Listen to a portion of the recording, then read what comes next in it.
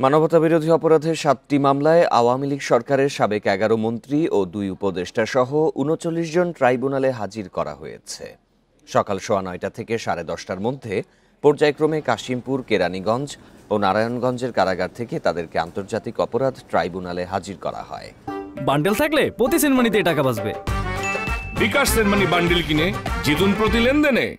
আসামিদের মধ্যে সাবেক মন্ত্রী সহ ১৭ জনকে পঞ্চমবারের মতো হাজির করা হলো ট্রাইব্যুনালে। তাদের বিরুদ্ধে মূল অভিযোগ, জুলাই আন্দোলন দমনে শেখ হাসিনার নির্দেশ বাস্তবায়ন করে হত্যাযজ্ঞের পরিকল্পনা ও বাস্তবায়নে তারা জড়িত ছিলেন। আদালতে হাজির হওয়া সাবেক ১১ জন মন্ত্রী, প্রতিমন্ত্রী ও উপদেষ্টার মধ্যে আছেন আনিসুল হক, দীপু মনি, আমির হোসেন আমু, কামরুল ইসলাম, ফারুক খান ও জুনাইদ আহমেদ পলক। এছাড়া আওয়ামী লীগের বেশ কয়েকজন সাবেক এমপি এবং সাবেক সেনা ও পুলিশ কর্মকর্তাকেও হাজির করা হয়েছে। এ নিয়ে আরও জানাতে আন্তর্জাতিক অপরাধ ট্রাইব্যুনাল থেকে যোগ দিচ্ছেন সহকর্মী জাহিদুল বাশার। বাশার, সেখানকার সার্বিক পরিস্থিতি কেমন দেখা যাচ্ছে, শেষ তথ্য জানাবেন।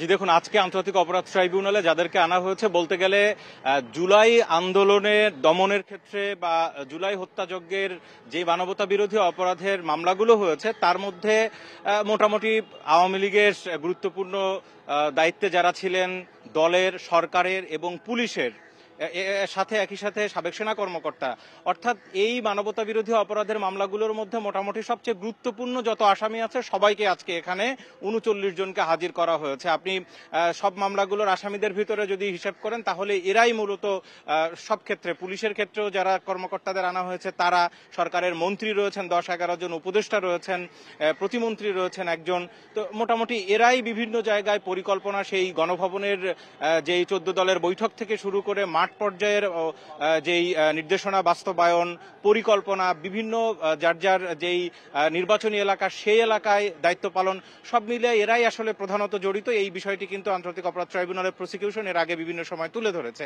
আজকে কিছুক্ষণের মধ্যে আমি যেখানে আছি, ট্রাইব্যুনাল ১, এই একই মামলাগুলো উঠবে, মোট ৭টি মামলা। তার মধ্যে আপনি জানেন যে এর আগে আমরা বিভিন্ন সময় খবরে প্রচার করেছি, এই ট্রাইব্যুনালের মামলার মধ্যে সবচেয়ে গুরুত্বপূর্ণ যে মামলাটি সেটি হচ্ছে শেখ হাসিনা, যেটি প্রধান আসামি, এবং সাবেক আইজিপি চৌধুরী আব্দুল্লাহ আল মামুন, যেটি ৩য় নম্বর আসামি, এবং ২ নম্বরে রয়েছেন সাবেক মন্ত্রী, তিনি পলাতক রয়েছেন, স্বরাষ্ট্রমন্ত্রী আসাদুজ্জামান। সেই মামলাটি এবং দ্বিতীয় গুরুত্বপূর্ণ মামলাটিকে যদি ধরা হয় সেটি হচ্ছে ওবায়দুল কাদের সহ মোট ৪৬ জনের বিরুদ্ধে যে মামলা করা হয়েছিল, তার ভেতরেই সেই মামলার কিন্তু ১২-১৩ জন যারা মন্ত্রী রয়েছেন তাদের ১১ জনকে আজকে হাজির করা হয়েছে। ওবায়দুল কাদের পলাতক রয়েছেন।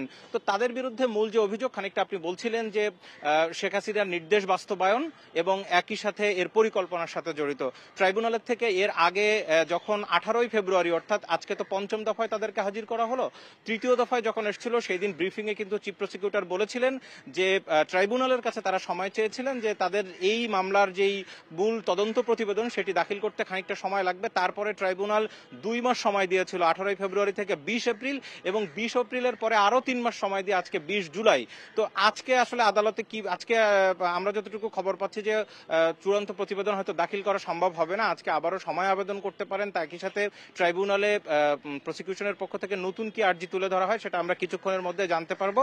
তবে মূল অভিযোগ সেটি, এবং একই সাথে সেই সময় বলা হয়েছিল যে আপনি জানেন যে জাতিসংঘ থেকে যে প্রতিবেদন দেওয়া হয়েছে যেখানে ১৪০০ জনকে হত্যা এবং এই যে নির্যাতন, আহত করা, এই সব কিছুর মূল দায় শেখ হাসিনাকে দেওয়া হয়েছে, এবং তার সাথে এই যে আসামিরা রয়েছেন তারা বিভিন্ন পর্যায়ে কিন্তু জড়িত ছিলেন, জাতিসংঘের প্রতিবেদনে আসছে। সুতরাং চিফ প্রসিকিউটর সেই সময় কিন্তু বলেছিলেন যে যেই প্রতিবেদনটি দেওয়া হবে সেই প্রতিবেদনের সাথে জাতিসংঘের ওই রিপোর্টটিও জমা দেওয়া হবে। আজকে কিছুক্ষণের মধ্যে আদালত বসার পরে এই সকল আসামিদের যখন আদালতে তোলা হবে তখন আমরা আরো বিস্তারিত জানতে পারবো যে আসলে নতুন কোনো তথ্য উপাত্ত বা নতুন কোনো আর্জি কি যুক্ত হচ্ছে আজকের আদালতে। নিশ্চয়ই বাসার পরবর্তী খবর আপনার মাধ্যমে আমরা দর্শকদের জানাবো।